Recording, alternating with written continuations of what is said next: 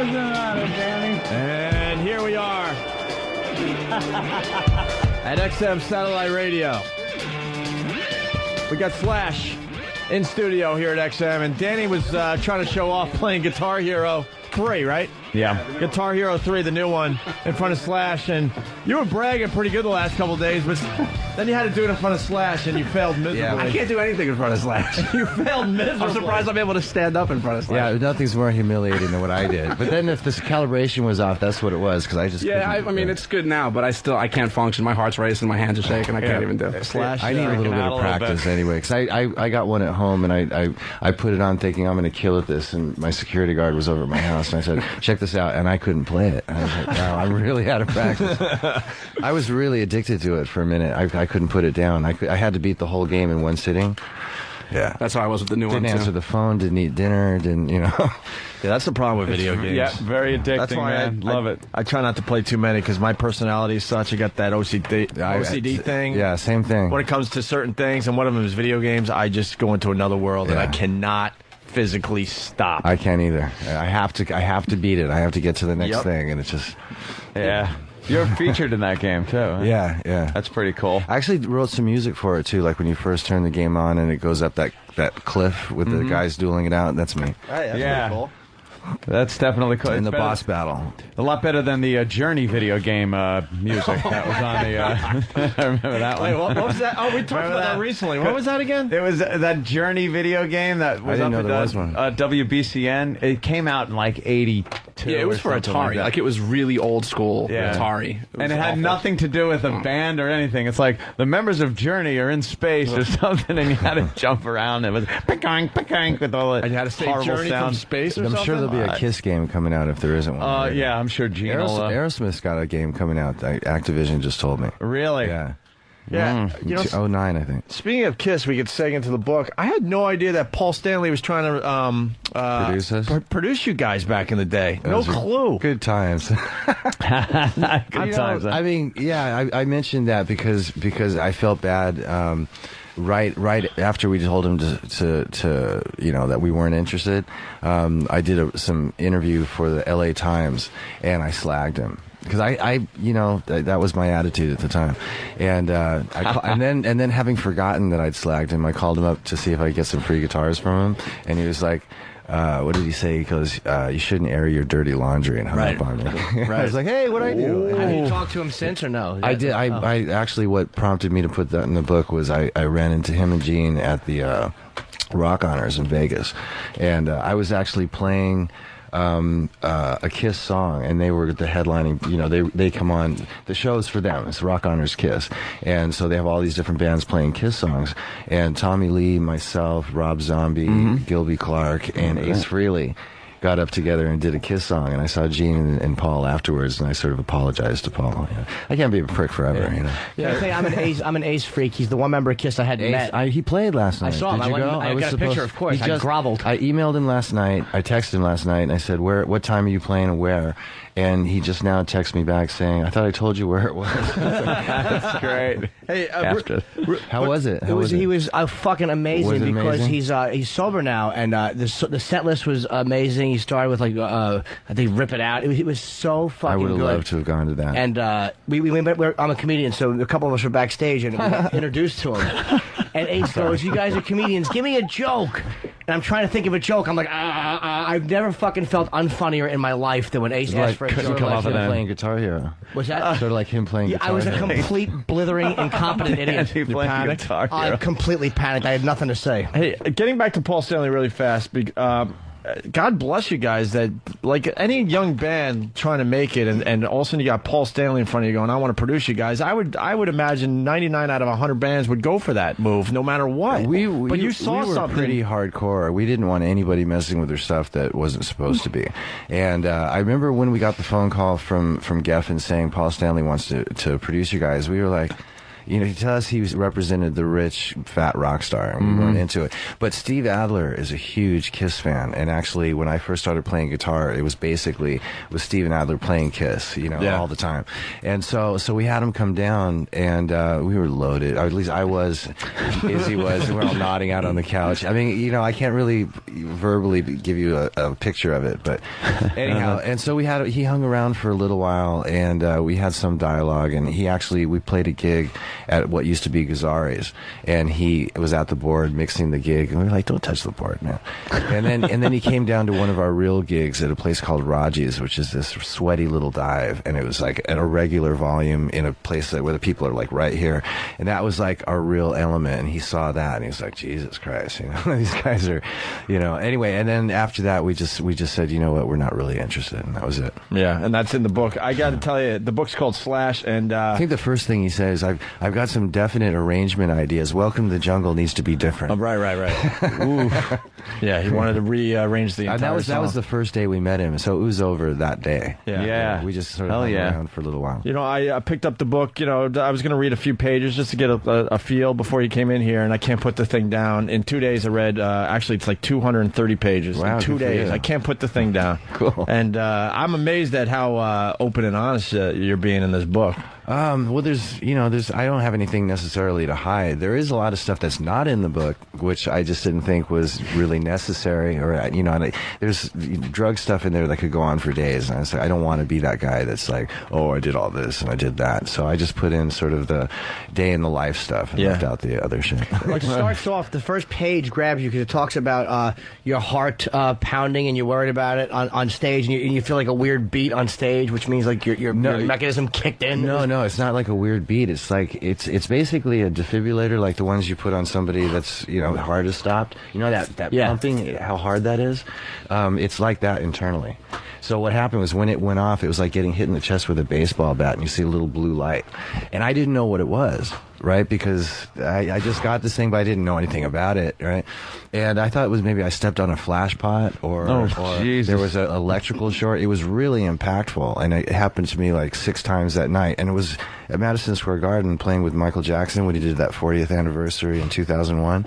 So I'm up there in front of all, that whole that arena, and having this happen and trying to maintain composure. Wow. And we did 2 shows. It was actually one on the 8th and one on the 10th of September, the day before 9/11.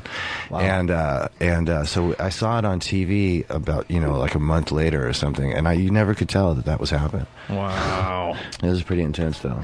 And I had it adjusted. What the problem was there was it basically, if your heart goes too fast, it kicks in, and if it goes too slow, it kicks in. If it goes too fast, it's at the top of your aorta, right, or whatever you call it, and so it's a real sort of high, real impactful kind of slamming thing. And if it's low, it's sort of like a low thud. So the ones I was getting were the high. Well, what it is my heart rate bounces up to about 10% of normal, if not maybe a little bit more, when I go on stage, just naturally, the adrenaline. I forgot to tell the doctor that, so I had to have it adjusted. Oh, wow. Yeah. Funny stuff. But it grabs you and immediately realize it's a great way to open the book, man. It's like that's what my editor thought. I was actually, I was sort of, I was on the fence about that. And we talk about the autobiographies and stuff, and bravo to you that you didn't spend too much time on your upbringing. You just gave the facts, like the bullet points. Yeah. I hate when you pick up a book on someone you really wanted to get to know, and they spend like 100 to 200 pages, and then when I was 12 years old, you're like, oh my God, does all this need to be in the book? I want to get to the Guns N' Roses stuff. I want to get to the Velvet Revolver stuff. I felt really uncomfortable getting into that sort of self-importance thing, or taking yourself too seriously. Oh, like I was like, who cares? But it was just right. You gave enough where I sort of understand what kind of upbringing you had. Yeah. That you had a white father, a black mother. You were brought up in Paris a little bit, then moved back to the States. I was conceived in Paris. Born in England. But you got a lot of family still that was over there, and you didn't see them for many years, and then they went to a Guns N' Roses show years later. Yeah, okay, you got it nailed. I just want to prove that I read the book again. Yeah, look at you. But I don't think I spent too much time on any one particular subject. It sort of hits on things, gives a brief synopsis, and moves on. Right. I'm sure a lot of people. I was very very uncomfortable writing the book and talking. Really? It's on me. It's like, yeah. But that was one of the fears. It's called I had Slash. going into it. Yeah, I know. What are you gonna do? I know. Actually, it's funny. Last night at the show, the guy who plays guitar now for Guns N' Roses was there. I don't remember his name. I met him. Seemed like a nice fella. Yeah, I never heard of him I don't know before. him. Yeah, I didn't. I also didn't know how much you were into the heroin. Yeah, I was pretty, a big fan of the H. Big fan. I always thought it was just heavy drinking and a drug here and there. I didn't know that the heroin was really a major part of your life for a while. I never took it on the road, and I didn't take it into the studio. It was something. If I was working, I didn't need it, but when we were on off time, I just didn't know what to do with myself, and I would get bored, and I would hook up with somebody, and and then just doing it the one time would start this whole thing rolling. And so that nobody really knew that much about it because it wasn't very public, and I was pretty private about it. Right. But anybody who knows us well knew I was very strung out. Anytime that we weren't working.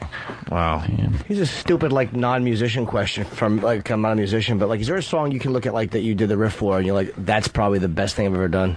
Yeah, like there's definitely a bunch of songs that I think are amazing, or a riff that I think is amazing, or something that I wish I'd wrote or written rather. Like there's a Jeff Beck riff called Superstition, with Rod Stewart singing back in the Jeff Beck group, which is the ultimate guitar riff with the wah-wah pedal. You'd have to hear it. Anyway, there's Black Dog by Led Zeppelin. There's an endless list of great riffs. I mean, that's what influences you. That's what sort of makes you take on certain influences and adapt them to your own style, and gives you sort of your own identity. What's your favorite riff that you came up with? That I came up with? Yeah. There's a couple cool ones. This new song, or not new song, but the song on the last Velvet Revolver record, which is called Slither, I'm pretty proud of. Yeah, right on. Paradise City, I thought was really cool. As much as I didn't think it at the time, Sweet Child of Mine is cool. Right. Yeah. Welcome to the Jungle. How good is it to be in Velvet Revolver? It's great. It's great to be having a real band together that's out there doing it for the duration after everything that I've gone through and not really knowing where it was all going, going into the future. Yeah, it must have driven you crazy just to have this super successful band and just not having any idea if it's just going to blow up the next day. Or... Well, that didn't drive me crazy so much. It was, I'm a real survivor, so I would put up with a lot, very tenacious. So I didn't see it actually ending suddenly until all of a sudden I just walked. Yeah. And then from that point on, I felt really relieved, and I just started going out and jamming, and I wasn't very focused as to what was going to be my next career move for a few years. Did you have any clue, like, what Axl's problem was as far as was he afraid doing the shows, because it became a joke when anyone would go to a Guns N' Roses concert with, like, how long did you have to wait? I know that really bothered me. But the thing is everybody sort of more or less asks the same questions, and it's your guess is as good as mine. I have maybe my own opinions inside about what caused him to do that and this and that and the other, but it's not something that I like to sort of go out in public and analyze. And I didn't do that in the book either. I'll tell you that, but he spends about 30 or 40 pages. I can't wait to get to that section where he explains why his life's so much better without no, but I mean, with that Axl and that with whole, all due respect to Guns N' Roses and Axl, I mean, it was probably one of the better rock and roll bands of all time. Yeah. And I'm very proud of it, and it's it would have been nice to see it be able to go on forever, but then it was such a dynamic, explosive, and volatile band that it almost seems fitting that it had sort of a volatile end. Sure. But that's why I brought up how it must feel good to be in Velvet Revolver, because you had to answer Guns N' Roses questions everywhere you went, and now you got other pretty heavy things to talk about with the book and the Velvet Revolver. We saw you a couple years ago at the Hard Rock Velvet Revolver, and it looked like you and everyone else was just having a really good time on stage. We have a blast. This was before you guys completely blew up. There was like 400 people there, and you guys didn't care if it was 400 or 40 or 50,000. You guys were just enjoying playing rock and roll. We got together very with, obvious. with that full-on garage band kind of mentality. Sure. We actually put it together the same way that I would have put a band together when I was in high school. Putting it out of the recycler, and it was really. We were looking for singers before Scott came into the picture. Looking for guitarists, must have PA. Yeah, right. But, lights. The funny thing about, just because you mentioned it, the funny thing about Velvet Revolver, though, was that provided a forum for everybody to ask me questions about Guns N' Roses. okay. So it was that's the reason I wrote the book, is I got such a barrage. It's like, of, just read the book. Yeah, it's like, bravo. normally I'm not the type to write a book, you know, but it really needed to alleviate some of the pressure of having to deal with all this misrepresentation that's out there through the media. Yeah, I'm trying not to go back to the book too much because I want people to pick it up for themselves and read it. But we mentioned the heroin thing, and I was amazed that like Guns N' Roses starting to blow up, and you didn't have guitars to play because you were like. Pawning them off to get some dope. Smack, yeah. I was like, wow, is that amazing? I know. It's like I have very few regrets, if none. But at the same time, there's a couple of guitars I wish I knew where they went. Right. You know. And then they had to get you guitars when Appetite for Destruction was being recorded. I'm like, this is fucked up. This is where it's pretty obvious you wanted to play in a big band, and you finally get the opportunity, and your guitars are gone. Yeah, exactly. Well, I mean, leading up into the recording of Appetite, I was a pretty bad junkie, and then once we got into the studio to record Appetite, I went cold turkey, quit everything, then realized I didn't have any equipment left. There's probably some people out there like, what? Do you know whose guitar this was? Yeah. One of the guitars I had that was great was a Les Paul, like a sort of I'm not sure what year it was, but it was a flame top Les Paul, and it used to be Steve Hunter's. Steve Hunter played with Alice Cooper, and he's the guy that he played a lot of solos that you guys would be familiar with. Anyway, and it was his guitar, and it was really cool. It was a little bit beat up, and had a great history to it, and I wonder how he lost it. Yeah, right? How did I get this thing? Is this? You may not know the answer to this, but something's been bugging me for years. So I have to ask you. My Michelle, who is that written about? That's Michelle Young, and she was a really good friend of mine and my girlfriend's back when I was in junior high school and high school. And then Axel And and then really? somehow it's funny because I basically left school and was pretty much a loner for a long time, and then Guns N' Roses came together, and somehow a lot of my high school and junior high school friends from way before all of a sudden sort of came into the picture, and these girls weren't really tuned up to that speed, and so they started mixing up with the likes of our band, and it was interesting because I knew them all. And my girlfriend had been my girlfriend for like 6 years when I was like 13 to 19, and all her friends, all of a sudden, a lot of them got on smack, a lot of them all of them had major problems Just as a result destroyed from hanging out. Yeah. A few of them live in Jesus, Minneapolis man. now because they needed to go over to someone's house that lives in Minneapolis. That was my old girlfriend, because she's clean, to go and sober up, and they still live there.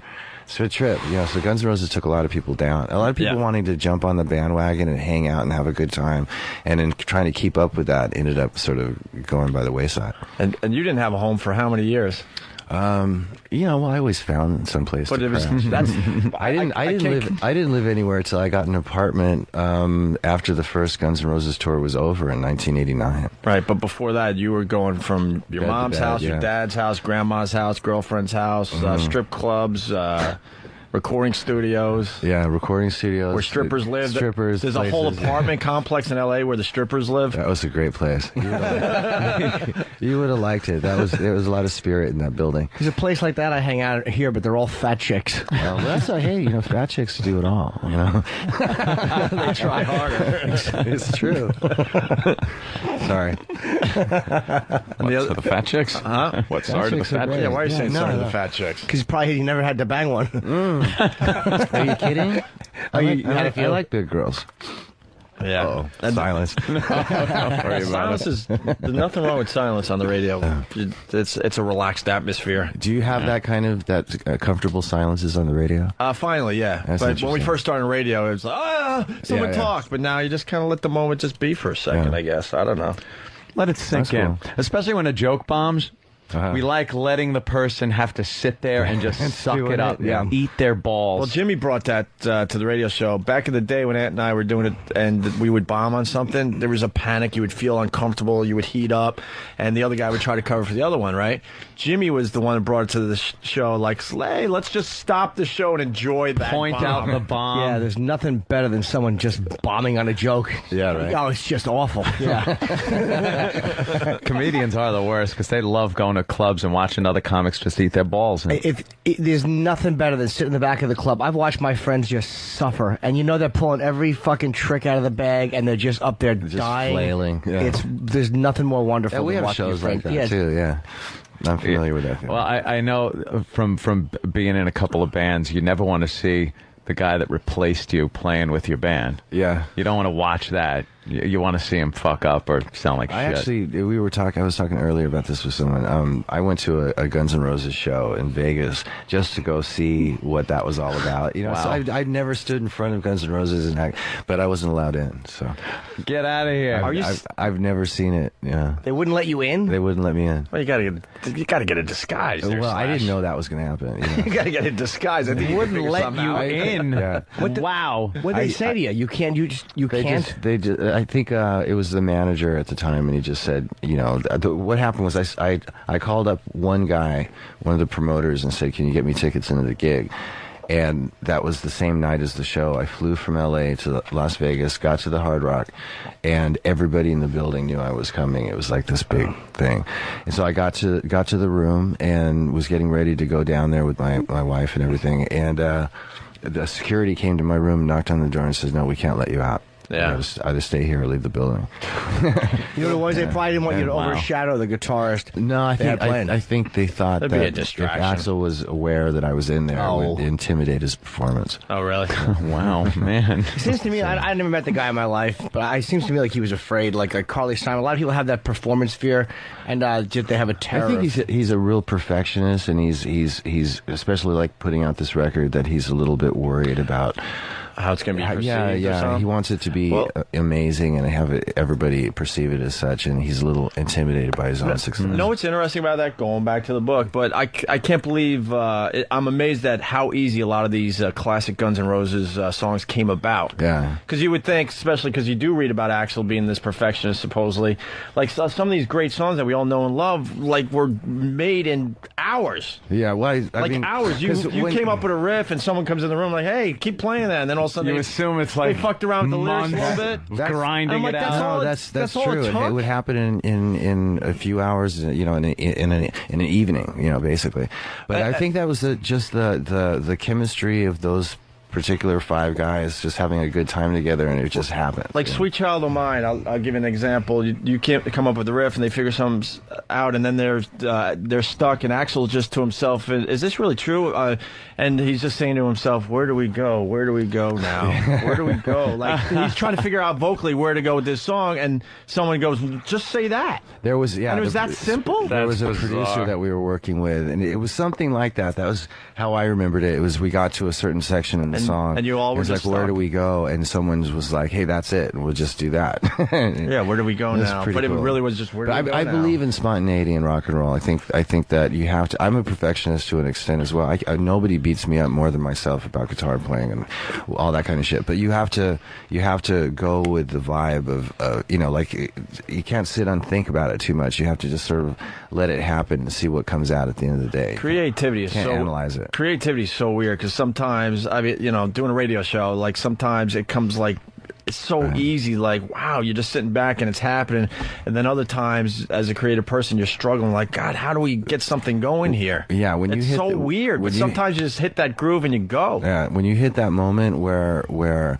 all of a sudden you can't seem to come up with anything and you start trying, and then it just gets worse. right. It's like quicksand, and that's the worst feeling for a creative person. You Yeah. know? But it does, you know, it happens. But you feel lazy when it's not happening. You're like, I'm a bum. I'm not doing anything creative. Totally. I'm just fucking off. But it kind of has to be. It has to inspire you on some level, just to. Oh, okay, here it is. Yeah, it moves. When it does happen, you're like, that's the best feeling in the world. Yeah. I don't think anything beats that. How close were you to joining Poison back in the day? That made me laugh in the book. Yeah, I know. It was. I don't know what happened. Was their first guitar player, this guy named Matt, called me up and said that he was going back to Pennsylvania to I guess his girlfriend was pregnant. He was going to get married and all that, and I should hook up with Poison. I was out in L.A. just looking for a gig, always just wandering from group to group and just picking up where I could and trying to get exposure and all that kind of stuff. And Poison was by far the biggest club band at that time, and says you should go try out for Poison, you know. And I was like, yeah, there's an image thing that was a real contrast. A little bit of a problem. Yeah, and so, but I went down to their rehearsal place in L.A. and And they gave me a tape of like 4 or 5 songs, and I learned those songs and came back the next day and played them with the band and kicked the shit out of them. It's like, and so they were pretty much stunned by that, because I don't think Matt was really what you consider a great guitar player, but I had a good feel, So they had me come down another day and I played, and then we had this long conversation about fashion, and that's when it really the obvious became really even more apparent. I just imagine after you ripped up the audition and killed, that the next step was they handed you mascara and you went, whoa. Well, yeah, it really the basis for the sort of fashion discrepancy was they asked me about my shoes, like what kind of shoes are you going to wear, and I was wearing some, what I considered cool beat up moccasins, and I was like, what's the issue with the shoes? And then I think we went on to like, well, what kind of outfit, and they sort of knew that they were getting nowhere with it. And so when I was leaving that day, though, Cece was walking in, and that was the classic part of the whole thing. Was I was walking out and Cece was walking in. We didn't know each other, but he was like dolled up in like light blue and white and blonde teased hair, and that was an audition. I guess it was sort of dress rehearsal to him, and I just said, that's the guy. Yeah, enjoy the gig, and dude. I got the phone call saying that's not going to work out. We're going to use CC, and I was like, all things considered, it was sort of a relief, And I moved on to do some other stuff, and consequently, Guns N' Roses started, and then we became sort of like, sort of pseudo rival bands in LA, because we hated them and they didn't necessarily hate us, but we had such a bad attitude they couldn't help it. They had to hate us because we hated them so much, and that's the way it went. How do you feel if you're poisoned though and you're blue getting slashed over shoes? Fucking idiots. Yeah, well, that was the scene back then. Everyone was wearing the makeup. No, but CC is so perfect for that band. He couldn't have been anybody else. It was a match made in heaven for them. And there was a moment Guns N' Roses like slightly went that way with glam, and then said, you know what, we don't need to do this. Well, there was we came from sort of the Hanoi Rocks, New York Dolls. Kind of, like early Rolling Stones kind of mentality. The glam thing in LA was more like trying to put together like a mixture of Kiss and T-Rex or something. It was very glam. David Bowie, all that. We were sort of like a gutter glam.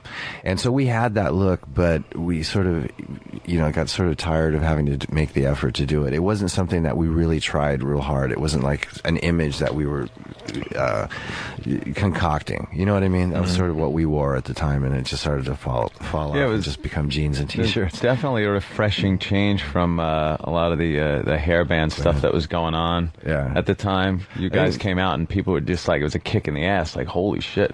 Wow. Yeah, it was cool. It was definitely a good time. I think Motley Crue was the first glam band that came out of like serious glam band, and that was a real image for them, and I think everybody else was sort of following that. They kind of, A lot of everybody was just trying to look like a bunch of fags. Right?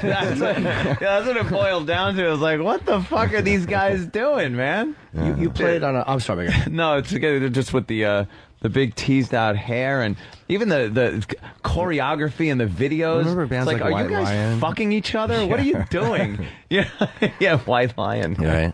You played on I Ain't No Nice Guy. Yeah, with Ozzy and Lemmy. It's one of my favorite. That's unheralded songs. That is a great song, and Lemmy wrote it. Lemmy's a great songwriter. Yeah, he's brilliant. I was really proud to play on that song. I still actually have the lyrics from the original when he first gave them to me, and in my acoustic guitar case. Because it's a great lyrics. It really says a lot about a lot of us. Yeah. It's really great, and it sounded almost like when he did it. Because I've asked Lemmy's manager. I wanted to hear a version with just Lemmy singing. I'm an Ozzy fanatic, but it sounded like they were in different studios when they the original version with just Lemmy singing the whole thing, I have to admit, is better. Yeah. It's more personal. Yeah, it's a live version. I actually might go back and cover that song one day. Oh, it's great, dude. Oh, Jimmy, I can't believe you actually said something that kind of wasn't pro Ozzy. I didn't. Oh no! I was just saying. Ozzy's great on it, but there's something about the way Lemmy sings it. It sounds so him. And when Ozzy comes in and sings it, it sounds like Ozzy singing Lemmy's song. But he would never admit to anything like that. No, I will on that one though. Jimmy would suck Ozzy's dick. Jimmy's the biggest Ozzy fan. It's not gay if you're humming Crazy Train. But no, it just sounded like they were in different studios. And Lemmy, when you hear Lemmy saying something like that, or like 1916, it's like to hear Lemmy kind of sing like a ballad is just great because he's such an animal. I'm singing something soft. It really comes from the heart with him. Yeah. Ozzy. It begins and ends with Ozzy with Well, Jimmy. but yeah, but also, I mean, I'm a Motorhead freak too, and Iommi, you have to love Iommi, right? Yeah, I love Iommi. Oh, good. We had that. No, he's great. We Velvet Revolver opened for Sabbath on the Monsters of Rock tour a couple of years back. It was a great tour. It was great to see Black Sabbath all back together and doing. I mean, they sounded amazing. It was a lot of fun. Yeah, we had who was it? Stuart Copeland from the Police over. We interviewed him, the drummer, and I asked him about Bill Ward, and he went, "Who is that?" And I wanted to spit on him. Oh yeah, He did not know Bill Ward. He seemed clueless in general with music. He didn't know that Puff Daddy redid one of his songs. It was a little strange, man. Like, you had a great band. I mean, wonderful, but enough already. How do you not know Bill Ward? Looks like he really wasn't into doing the rock thing. He kind of was just thrown into that. Right? Yeah, I think He so. seemed like who are we talking about again? Stuart Copeland. That's what I thought you said. That makes me happy, by the way, too. That Slash, you said, who is he? Good, fuck him. Stuart Copeland is the drummer. The Police. He's sort of a college drummer kind of guy. He's really, really good technical drummer, though. Yeah. I got to say that. But I couldn't imagine him knowing shit about shit. No, he's a rock star. He's not a rock star vibe. It's like, and then we get it. One of the music thing from the book, I was really surprised to read that you were a Cars fan, or you heard the Cars' first album. Yeah. Because all the other bands you mentioned in the book, of course, Quiet Riot, and it runs the gamut. But then the Cars. Yeah, the car. Well, there was during the very beginning of what you would consider the new wave run, the Cars were like one of the first bands that came out, and that first record was really cool. I love the Cars, it was but a really I cool just record. can't imagine Slash would be into a band like the Cars. That's Yeah, all. no, I like the Cars, and Elliot Easton is a great guitar player, and they just had a very cool kind of sound and songwriting kind of thing. I think again that was another band that kind of other bands took up that Well, by 1982, we had a lot of bands like the Cars. Even the Cars were the Cars. Yeah. I thought was interesting what I read, 'cause I haven't read as much as Opie has in the book, but you talk about your mom being, I think, a clothing designer, or she designed all these things for these cool. So David Bowie and others. Bowie, and as a kid, who was it? George Harrison, and apparently your mother said that you did meet Lennon. But you don't remember meeting John Lennon. She did a suit for Lennon, and she also did something for Ringo Starr, which I did meet him. But and I still actually know him from that period. But John Lennon, I don't remember ever meeting. But she did do some clothes for him. It's great. Damn, if you had to remember she made clothes for a lot of people. I can sit here and just go through this long list. It was very cool. And I, of course, didn't totally appreciate it at that age. But looking back on it, it's like, that was good people to be hanging around. Yeah, well, it's interesting, when you talk about going into the family history, you went into just enough family history, where we got to know your mother, your father a little bit, but it wasn't so. Some people go back generations because they want to fill book space. Yeah. But you didn't do that. But you made it, interesting to read, because, of course, you want to know something. Yeah, with that, we're getting the word he's got to go. Oh, okay. Slash is that a busy Jen man. over there? Yeah. Oh, no. Who's saying that? I gotta. I swear. Usually we do that as a gag, but they really did give me a note saying that you gotta go. When we're bored with someone, we'll go, they're saying you gotta go, and the person will start looking around like, who said that? I'm alone. No one said. You said that. I'm alone. But funny. I swear to God, I can't even show you the post-it. You really do have to go to other interviews. His people are saying, I came with nobody. What are you talking about? I did that in front of Ed Asner. It was the worst moment ever. Lou Grant from Mary Tyler Moore. Who doesn't love Ed I Asner? love Ed, yeah. Of course, you don't want to hear this story. Is that what you do? You told him. it was terrible. You know what? We got to go. He was Anthony was playing poker at where were we? L.A. It was the Commerce Casino. And I was doing the show with Jimmy and a few other people, and Ed Asner was boring the hell out of us. I just looked down like, they're giving me the sign that you got to go. Or what did it? Ben did. Our old producer moved a certain way, and Ope said, they're saying that you got to go. And he goes, and Ed goes, what do you mean? And he goes, well, that's the signal they give us when a guest is being boring. And my heart sank. I'm like, this is Lou Grant. Then he called me the Destroyer. It got ugly, and blah blah blah. Yeah, it was very. But they're really telling me you have to go. I swear to God. All right. You're probably doing a million interviews today. Are you doing any signings today? Did I got a signing tonight in Jersey. Where in Jersey? I wish I had it in front of me for you. What? I don't know. What? Bookends. Oh yeah, that's Come right. on in. Bookends. Oh, Bookends in Ridgewood. That's an Ridgewood. independent store. That's okay. So we did one in Huntington in Long Island yesterday. Huntington and then we at did, the book review? Yeah. They get everybody. And at then that we did joint, Barnes & Noble downtown.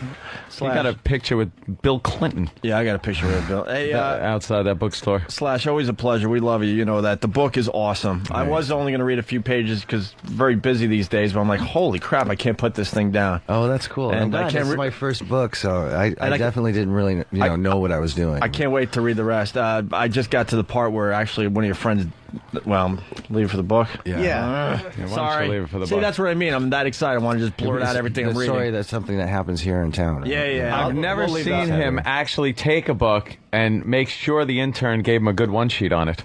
Really? No. You don't understand. He never reads a. Not that you don't read a book. I don't mean that. I read. I don't mean that. I mean the guest books. He'll always just go. I got nothing on this one. But a he good really handful of guys I talk to have no shame in going, I didn't read it.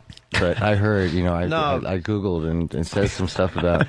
Yeah. Most books are a waste of time. Let's be honest. I mean, Dirt was amazing. I stopped actually reading rock and roll books a long time ago because. Did you read? You read Dirt. They're all your boys. I know, so I didn't read it. I know. Oh my god, that's amazing. As far as Why read it? I got turned off of rock books a long time ago because they were just the product of a lot of conjecture and sensationalism and this and that and the other. It was like somebody's fantasy to sort of take the topic and make up stuff and fill a book with it. Wow, but an autobiography or like Dirt or the Aerosmith book, that's where the guys actually sit there. She even has her coat on. Jeez, give us a break here. Velvet, just give us the big Velvet Revolver. Where are you at with that? We're going back on the road. We just did a 2.5 month stint in the States. We're going to Japan and Australia next month. And we start in Europe in January. So a lot going on all at the same time. Yeah, nice. I love the Velvet Revolver stuff big time. I appreciate it. The book is great. It's called Slash, and obviously it's going to probably hit the bestseller list. It's fantastic, man. That'd be cool. All right, look, and now this guy's coming close to drag you out. But thanks for having me. No It's problem, great talking to you guys. And great having you in here, Let me man. play Guitar Hero for a second just to remind you how bad I am at it. It was great to watch our own Danny really freaking out. All right. And folding under pressure. You're folding under pressure, Hendry. She's picking up her pocketbook. We got to get out of here. All right, it's Slash, everyone. Opie.